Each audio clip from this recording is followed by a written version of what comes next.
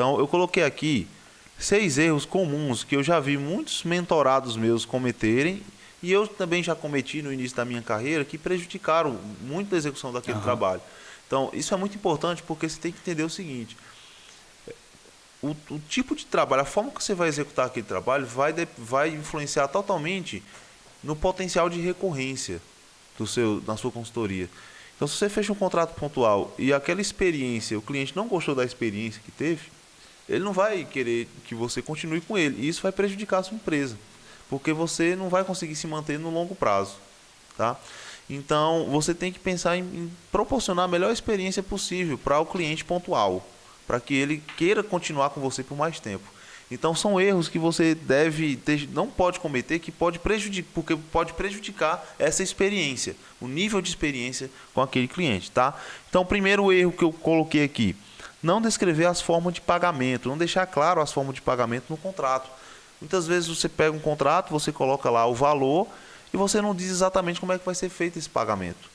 Isso dá margem para inadimplência, isso dá margem para divergência com o cliente.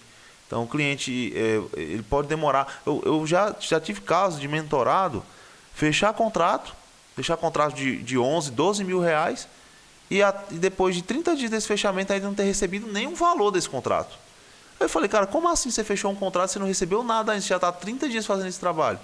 Aí isso é porque eu coloquei o valor lá e eu não estabeleci um prazo e o cliente, eu fico sem jeito de cobrar para o cliente. O cara está errado. Você tem que colocar um prazo para isso. Se existe um valor de entrada, você tem que colocar X mil reais na entrada do serviço. Você só consegue começar a trabalhar com esse valor de entrada. E tem que mostrar isso para o cliente. Se ele quer o resultado, ele vai ter que fazer esse pagamento. Ok? Entendi. Então, estabelecer a forma de pagamento está bem clara. Primeiro erro, não colocar isso. Segundo erro, não definir as responsabilidades suas e do cliente. Se o cliente não pagar, o que vai acontecer com ele? Não vai acontecer nada. Se você não colocar isso no contrato, você não vai ter como cobrar. Se você quiser paralisar o trabalho, ele vai dizer: por que você paralisou o trabalho? E vai ficar uma coisa solta. Quando você coloca no contrato, ele está ciente de que passou 5 dias de atraso, o trabalho vai ser paralisado temporariamente até que seja regularizado. Sim. Então, ele sabe disso. Se ele atrasou, ele está ciente. Então, o combinado não sai caro. Quando você combina e quando você coloca no contrato, não vai sair caro depois aquele relacionamento com o cliente que você vai ter, aquela experiência. Porque ele vai saber, vai ser uma coisa que ele assinou. Entendi. Ok? E aí, é um erro não definir responsabilidades. Terceiro erro, não definir prazos. Tem muitos consultores que não definem prazo para entregar os trabalhos pontuais, cara. Isso é péssimo, porque isso aumenta a inadimplência do seu serviço. Se você não tem prazo, você não tem responsabilidade. E aí, como é que você quer cobrar que o cliente tenha responsabilidade se você não tem? Se você não colocou um prazo ali para cumprir, não é? Então, você tem que colocar os prazos certos, bem definidos. Se é um contrato pontual, então tem que ter um prazo. Se é um contrato de recorrência, tem que ter lá um cronograma de visitas para o cliente ver que você está fazendo o trabalho. Isso diminui a inadimplência. Então, quando a gente fala de prazo, eu quero que você coloque prazos totalmente relacionados à inadimplência. Inadimplência na sua consultoria. Cara, é péssimo quando você fecha um contrato e o cliente não paga, velho. Você fecha um contrato de recorrência, fica empolgado com isso, mas o cliente pagou o primeiro mês, pagou o segundo, não pagou o terceiro, não pagou o quarto, não pagou o quinto. E aí? Como é que vai funcionar isso aí? Então, existem técnicas para você diminuir isso. Sim. Tá? Uma delas é: coloque prazos, coloque responsabilidades. Ok? E também, além disso, defina bons segmentos que levam o seu trabalho a sério. Mas isso aí é outro assunto. Opa, aqui é o Lion. Se você está assistindo essa aula, é porque você tem interesse em consultoria ambiental, não é verdade? Você tem interesse em saber ou como você atua, como é que você começa na consultoria ambiental, ou como é que você alavanca a sua carreira na consultoria ambiental para atingir mais faturamento, mais clientes. Você tem interesse nessa parada, não é verdade? Então, olha, eu tenho um desafio para fazer para você. O que é que você acha da gente fazer uma sessão estratégica gratuita? Sim, sessão estratégica, eu e você. Uma conexão de mais ou menos uns 30 a 40 minutos, onde eu vou entender os teus objetivos, o que você está buscando, entender os teus desafios, os teus obstáculos, o que está te impedindo de alavancar a sua carreira hoje, e eu vou poder desenhar um plano de ação completo para você seguir, vencer esses obstáculos e alcançar seus objetivos. Eu e você, numa conexão via Zoom. O que é que você acha disso? Você tem interesse nessa oportunidade? Escuta bem o que eu vou falar. Aqui na descrição tem um link para você clicar e lá eu vou falar mais de detalhes sobre sobre como é que funciona essa sessão estratégica. Então, olha, vamos fazer o seguinte, clica no link que está aqui na descrição, segue o passo a passo da próxima página e vamos agendar a nossa sessão estratégica. Você aceita o desafio? Então vai lá. Tá? Quarto erro, não inserir testemunhas no contrato. Eu deixei isso por final aqui, ó. Lá na estrutura do seu contrato, quando você coloca lá o foro, você finaliza colocando as testemunhas. Por quê? Porque vai dar mais respaldo jurídico àquele acordo. Uma coisa é um contrato onde você assinou e seu cliente assinou, vai ser sua palavra contra a dele, se acontecer algum problema. Outra coisa é quando você coloca duas testemunhas para assinar aquele contrato. Uma testemunha, alguém que trabalha com você e alguém que trabalha com ele. Então você vai ter aí um respaldo ainda maior.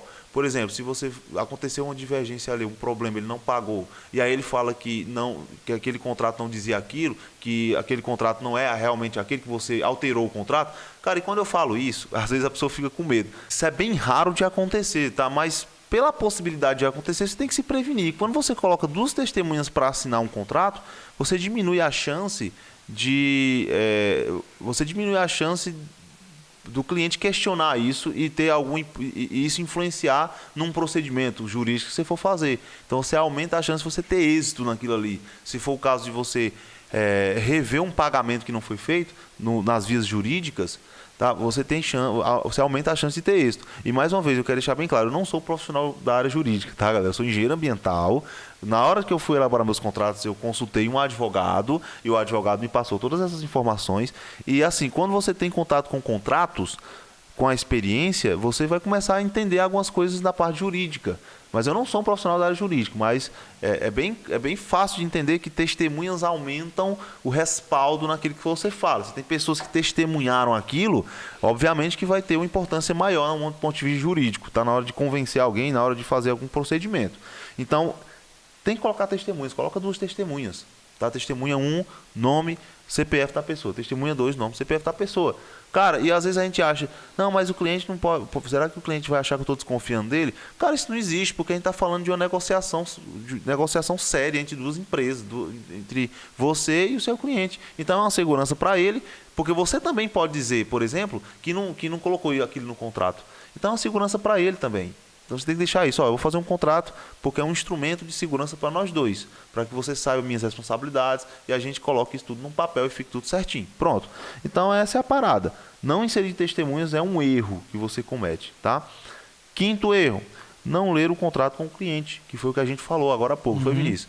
Cara, quando você elabora um contrato, você não simplesmente envia aquele contrato e pronto, né? Você tem que ter um acompanhamento daquilo ali. Olha, eu estou te mandando aqui o contrato para você dar uma lida, ter uma lida. Qualquer dúvida, me avise. Se você não tiver como ir presencialmente. Se você não tiver como ir presencialmente, que eu recomendo fortemente que você vá, até porque você tem que coletar as assinaturas desse contrato e tal. O contrato pode ser assinado também digitalmente, mas enfim. Se você está fechando um contrato com alguém, você vai ter um contato com aquela pessoa. Então, nada mais, não custa nada você ir lá, né? Já que você já fez todo o funil, não custa nada você ir lá e assinar um contrato junto com a pessoa. Então, você vai lá, né, e lê junto com a pessoa. Ó, cláusula primeira, cláusula segunda, cláusula terceira. Aqui a gente vai falar disso. Você tem alguma dúvida? Está realmente de acordo com a nossa proposta? Né? Enfim, porque isso evita depois problemas de divergência na elaboração do contrato. Fechou? Então, não ler o contrato com o cliente é um erro. Tem gente que manda o contrato pelo WhatsApp, não espera nem o cliente assinar e já começa a fazer o serviço. Isso aí é um erro, cara, porque aí nem assinou ainda, nem teve nem a formalização, você nem pegou esse contrato assinado ainda. Enfim. E o sexto e último erro aqui que eu coloquei é usar modelos prontos da internet e só adequar para o seu caso. Isso é um erro, porque, cara, anota isso. Tudo que tiver relacionado a um contrato, a uma negociação, tem que ser personalizado para aquele cliente. Tem que ser personalizado. A prospecção tem que ser personalizada. Tem gente que prospecta todo mundo do mesmo jeito. Não vai dar certo. Não vai dar certo. Tem que ser personalizado. A proposta tem que ser personalizada. O contrato tem que ser personalizado. Então, quando você pega um modelo, primeiro que existe 1 milhão de modelos na internet. Qual é o que é o melhor? Qual é o que é o certo? Será que todos ali são bons? Será que todos ali estão corretos?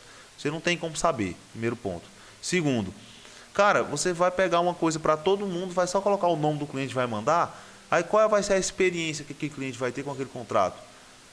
Ele vai olhar para aquele contrato e vai ver que aquilo ali foi feito para ele, para o caso dele, realmente? Será que aquele serviço que você colocou, a forma como você colocou aquele serviço, vai contribuir para não ter inadimplência no seu negócio? Então, não pegue esses modelos prontos.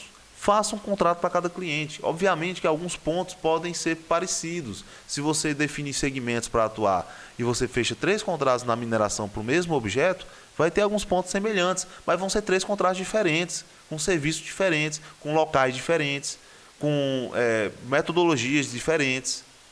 Cada cliente gosta mais, tem uma forma de trabalhar. Tem cliente que vai querer te ver praticamente todo dia. Tem cliente que não vai estar preocupado em você estar indo lá toda hora. Então o contrato ele é personalizado.